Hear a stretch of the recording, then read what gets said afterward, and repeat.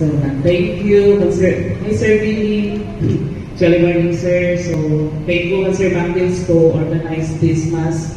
And to the team,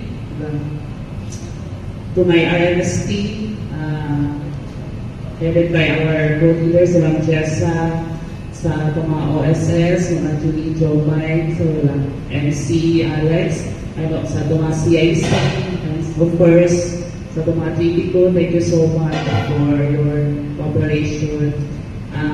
Nalipay lang ko, for the first time, this is the first time, because last year wala hindi naka-celebrate. So this is the first time